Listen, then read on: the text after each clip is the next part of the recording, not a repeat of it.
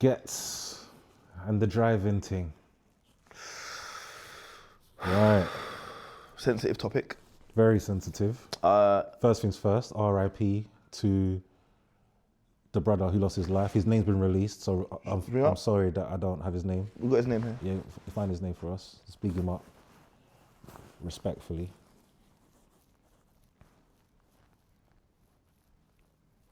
You been to man. Rest in peace. You've been to man. Was he here? I think he was here on He was studying. foreign. Foreign student studying. Horrible, man. Tragic, man. Very, very tragic. So 20-year-old passed. Gets is it alleged at the moment or what? It's alleged because, I mean, he's been charged. He's been charged. He's been charged. But it's still alleged until not convicted. Yeah. Been charged for death by dangerous driving. I don't think they even know for sure that he was driving at this point. I think it was his car. Do you get what I'm saying? So like there's a lot of rumours and speculations going around that drink driving, this, that. All we know is that car hit the boy that passed away, didn't stop, and Ghetts has been nicked for it. That's all we actually know for sure at the moment. I hear you. But that's all that we need to know for the internet to explode and go crazy and everyone to have opinions. Yeah, and that's actually what I really want to talk about more than the actual fact of what he's alleged to have done and what's come from it. Because obviously the facts, like we said, RIP to a 20-year-old, because they've officially, that's facts, isn't it? They've lost their life and that's not great. But I think this is one to focus about, for me particularly, is the depth of division, like between, do I even say division? But what I've actually noticed is like, there's a lot of, to the left, people like, you know, he was drink driving, he's an idiot, X, Y, Z, you know, which of course they have a right to say. So let's go off the basis of, let's assume it was Ghetts and he was drink driving. Because remember, we don't know yet. The information, it's an ongoing case. It has nothing real has been released yet. But by going, let's assume we're going by assumptions.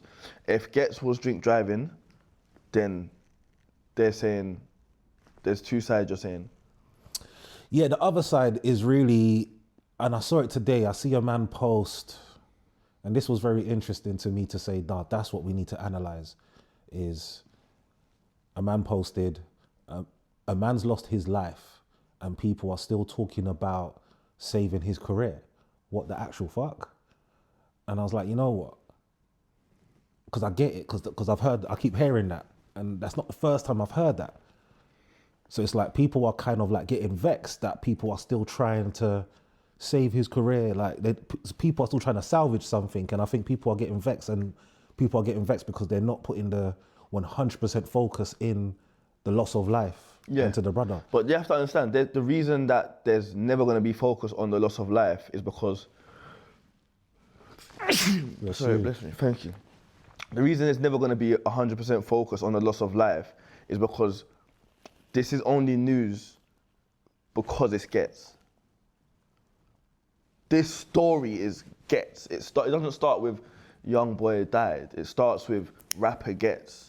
So that's who we're talking about. As much as there's a victim, the story is Ghetts did this. Do you get it? I think the type of incident and collision that we witnessed on the video, I think that would have got coverage if it was Tom Smith from Dudley. 100%. Because that was... but it wasn't Tom Smith that got nicked for it. Facts. It's the celebrity. If that was any celebrities, the attention is going to be on the celebrity, and because we know about them, there's a story to it. Do you get what I'm saying? There's already a character, so you can use this character now and create a villain, or you can base everything else on this character. People, you have to remember, because Ghetts is a celebrity, people believe they know him. Do you get it? So because people believe they know him, now it's, oh my God, we knew he had that in him, or no, he's a good person, he shouldn't. Like, do you get what I'm saying? It must be a mistake because people are basing it off what they believe they know of this person. And that's interesting as well because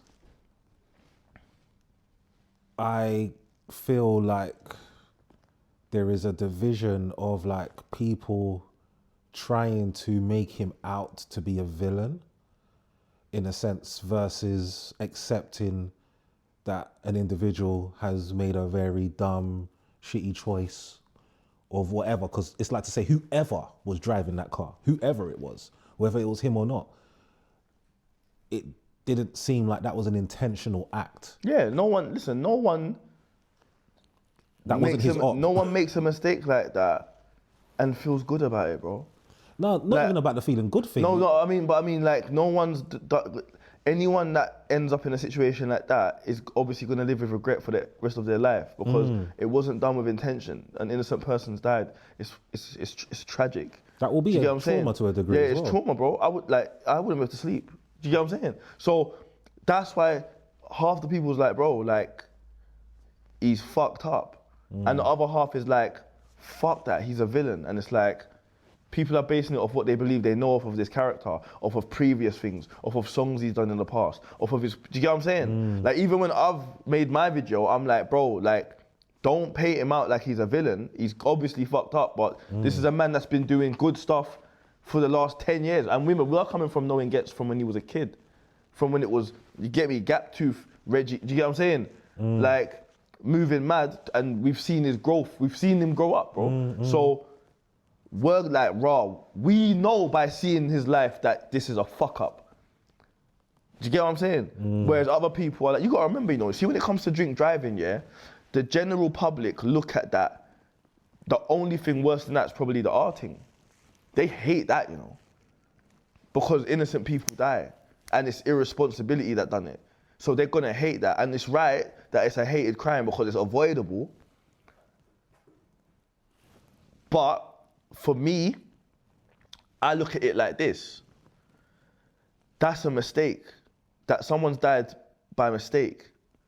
There are artists out here in the same algorithm, the same community, the same ecosystem that are rapping today about smoking on people's dead kids and doing and talking mad crud. There's man out here trying to kill their ops, and the same people that are like, oh my God, Ghetts is a villain, have no problem with, do you get me, other artists, I'm not even gonna say no one's name, that are involved in killing multiple youths. Do you get what I'm saying? Some of the comments I've seen, and when I say some, I'm being very, very specific. I've seen some comments and I've felt like some of these comments are coming from youths that, like, Personally hating. personal, yeah, like you might have, like, he might have thumped you up back in the day, like you might have tried to fight him and lost that fight, and Might have took your gal. yeah, like, you know, the STEM ones, and I'm just like, are we talking on him based on the incident or based on your displeasure for him as an individual? Because hey, I'm not to say everyone's to be liked, do you know what I mean? But I personally, like, from what I know of him, I don't know him personally, but he's someone that man would hail up if I see him in a dance or whatever. And his manner is, like, to what I knew of him before I even, like the grime days, like you said, Gap with the chip tooth, Reggie and all that, yeah? Like, he didn't really come across as a person who's approachable. And to my last memory of him in, like, the last, not like he's passed away, of course, but like when I last saw him, whatever, he's very approachable, house rave, saying hello to everyone. I know Ghetts is a raver now. Mannerisms, like, he's proper, and I remember saying that, mannerisms, because you know when you know that what you expect of someone, he was the opposite. Like, right, he's really friendly, he's really polite. Not to say that that excuses anything. Listen, at the end, just to make this like a stand, like a steady point, like, accountability has to be held, innit? I don't think anyone. That's a fact. I don't think anyone, even the people like, yo, don't villainize him. No one's saying he shouldn't be held accountable for what's happened, or he shouldn't face the full consequences because, bro, someone's lost their child. Do you get what I'm saying? Whoever's responsible for the death of someone's child, consequences. There's a price to be paid, bro. Do you get what I'm saying? And you've got to live with that. So whatever that is always going to be that. But trying to paint someone as the axis of evil based on one incident when they've got a track record of positive is insane to me. It's mad insane still, and I think there's an element of sometimes people need to soak in news and just not respond to it if they don't construct. Like now we got to kind of like clarify what's constructive. You know what I mean? But that's a scenario man's got to deal with. But another side topic on that, do you think we have a drink driving problem in the UK? Yeah, 100%. Why do you think that is? Because the UK culture is a pisshead culture. That's our thing. Like being from the UK, bruv, like our holidays is Beefer, Marbs, Napa, Magaluf, Benidorm. Like that's kind of what our UK culture is, bro. Heavy drinking, innit? Heavy drinking, bro. Pub culture, bar crawl culture. It's our culture, bro. And you go out and then you're inebriated and then you're overconfident now. You're not in your right mind and you got to get home. The other element you fail to figure out is like, particularly in London, like we've got a congestion problem, innit? Like cars everywhere as well. Yeah. So with that factor as well is one thing. Another factor, again, not to condone or excuse anything, but, and I'm really not condoning or excusing anything. I'm just probably adding salt to something that even shouldn't really be added, but it is what it is. It's like, because you know when people say, why don't you get an Uber to the rave? And I think this is actually a real conversation to have as well, in fact. We'll slide into something else. Why don't you get an Uber to the rave? And some people who will spend their big money on cars, for some people it's an element of, you know, showing off, status. Part of the flex. Part of the flex.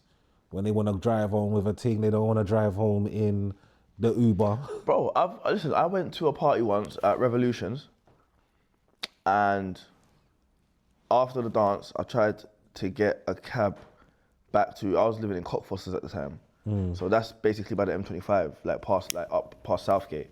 And I'm in Central. And I tried to get a cab and I couldn't get a cab to up there. So what I done was booked an Uber to Finsbury Park and tried to change the destination. My man's like, nah, bro, I can't go that far. I've ended up walking from Manor House up to Turnpike Lane. This is like 4 in the morning. Bro, I had to just wait till the train station opened. I don't think I've even told no one that story. Yeah, this was one of the days when I'm like, I'm not driving. And bro, I regretted it for a time, bro. I'm like, bro, I walked at 3, 4 in the morning. You get me to the train station. Sense. I walked to Turnpike Lane and I said, jump on the train because the first train's running now. Because like the Ubers were like, we're not going that far. So if you're partying in central London and you're living in like Dagenham or on outskirts, Ongar, Buckhurst Hill, like bro, you ain't getting no cab home, bro. Have you been nicked for drink driving before? Yeah, I got nicked for drink driving from Shoreditch. I was racing. Driving from Shoreditch? Yeah. All right, let's tell our stories and then we'll move on. All right, what was your story? What, me first? Yeah. You sure? Yeah. All right, cool. It was a girl's birthday party, yeah? Let's call her Barkin. So it was Barkin's birthday party. Woof.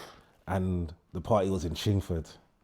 And it was me, Ashman and Boogie, yeah? One of my next bridges at the time. So boom, us three now. Ashman's in my car, I'm in the Polo. And Boogie's coming his own thing. Cause we've gone to the party, blood. And you know those nights where by the time you got to the party, you're so lit. Like man's lit to like, when I walked into this party, I was feeling myself, blood. Like next level unlocked. Yeah. You know, to the point where you're moving so mad. Like Barkin's brother has had to like G-check man to be like, yo, calm down. You're moving ill. You're like, calm down. You're moving ill. Cause all the next day, I've had well, not the next day, but I've even had that thing pull me up all 10 years later to say that day. You was on fire. You still, that day still pisses me off. Oh, swear down, you was moving ill. So man knew that day, man was moving mad that day.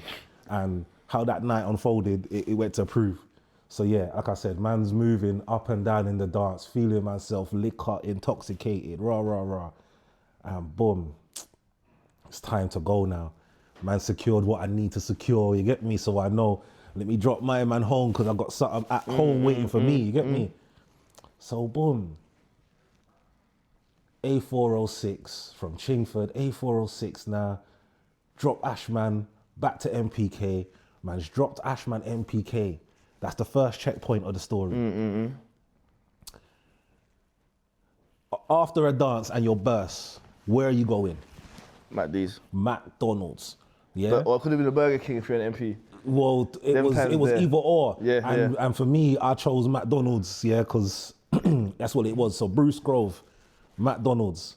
So man's driven to McDonald's, Bruce Grove, parked my car up in the little snooker hall alleyway, gone McDonald's, ordered my food. I was in there for about 5-10 minutes because it was after rave hours. So you know it gets lively in Tottenham, McDonald's. Jumped back in my Polo, and man's driven like Peppers and Spice direction. Traffic lights now, Peppers and Spice. Who's in front of me? Raleigh. A Fed car, yeah? So a Fed car's in front of me, but it's traffic lights and it's just the Fed car and it's just me. Cuz, red traffic light, cool. Lights turn green. Cuz I beat this Fed like I was sober and it was 9 a.m. I can't believe you brought this on yourself. Brother, I beat the fuck out of this drive. Brother, I beat the fuck out of it. What, marked car? Yeah. Like, fully car. You're mad. Cuz I just said it's green. Why is he not moving? I started beeping him, like I said, like I was sober and it was 9 a.m. blood. Hear the setup. The Fed car didn't move. Next Fed car just pulled up to the side of me. Jumped out, handed the thing. Can you jump out, please, mate? Just like that, bruv. I'm still focused on my man not moving. What's going on here? What's going on here? Cuz I was bewildered. When I say bewildered, to say, you set me up. Yeah. Cuz? We didn't move because we can't get behind you. No, I didn't. Yeah, we didn't move because my man's coming in now to intercept you. I've waited here because that is our setup. Yeah. Cuz I remember they done the roadside thing, like da. We're gonna bring to the station, get in the car. I remember getting in the car. I remember my phone rang, and it's the ting at my yard barking. So it's barking now, yeah. Man secured the birthday beat, like this is the best, bruv. I'm the winner of the night, you know, cuz. Yeah. Cuz I've had to put the phone on loudspeaker with the Fed man in the car. I'm like, officer, I've got a phone coming in. Please can I answer it? Like, you're like, you shouldn't really let you. But I say, bruv, this is the birthday girl, cuz. Fed man was like, nah, go ahead, answer it, bruv. I've got her a loudspeaker. She's like, we're outside your house. Where are you? I said, boy, I'm in a Fed car right now. I don't know how long, wait, officer, how long is it he's gonna be like, you ain't getting there tonight, mate. I said, what? I'm not gonna be able to make it? He said, nah, mate. Yeah, you gotta have interviews and shit. I said, bug, yeah, you didn't know the process, it's long. Doesn't mean, I don't think I'm gonna make it. It's long. Sorry. It's long. And yeah, cuz, yeah, that there, 12 months. Yeah, that's had to hold that 9 months with the course. With the course, yeah. And then boom, bam. But from there, yeah, it's been a lesson learned, you get me? But I remember feeling a bit hard done by. With that tactic, how they got me, when I came off ban, I remember feeling like, bro, when you're drinking and driving, lesson, you that's what you're not meant to do, but you're stopping for McD. You're moving ill. Brother, my thing was mad. Bro, I went to a dance in Shoreditch, Hoxton actually. These times I got the A5, the drop. I'm moving, I'm in the fast car these times. Bro, I've come out the dance, we're all outside, it's beer vibe, summertime Hoxton, you get me? Man's got my brethren in the car, I've got a gal in the car, skirting back, going to that bagel shop direction up Stoke Newton, you know what I'm saying? There's a next whip. Remember, it's after, you know, Shoreditch is, everyone's outside, you know what I'm saying? There's a next car blowing, I think it was a BM. They're blowing, I'm racing them, bro. Fam, you see you guys were pulling a race with them, yeah? Feds are just like, yeah, fuck that. You get what I'm saying? They pulled out, stopped me. Bro, breathalyzer, failed that shit. Not even by a lot. I was like over by like 2 points, bro. I weren't burst, but I was nice, you get me? But that's why I was fucked up, because I probably would have took chase if I knew I was over the limit. Do you get what I'm saying? Like, I'm thinking, bro, I'm all right, like, but... You pulled over straight, like... Yeah, I pulled over, like, I'm thinking I'm just nice. I weren't drunk, bro, but I was over the limit by like 2 points. And they was just like, oh, yeah, oh, shit. Like, like that. They're like, oh, shit, like, you're over. I'm like, what? They're like, yeah, you're over. I'm like, brother, in my head, I'm like, fuck, speeding, bro. Do you get what I'm saying? I got pulled over for speeding, which isn't good either, but I'm thinking that's like, give me my fine, innit, or my points or whatever. Bro, took me to the station, bro, they didn't let me out till, and this was a Saturday, I didn't get out of there till like Sunday, late afternoon, bro. Same thing, 12 months, 9. 12 months, 9, up with the ting. But I was like, I ain't stopping driving, bro. I still kept driving, innit? I'm driving on a ban now.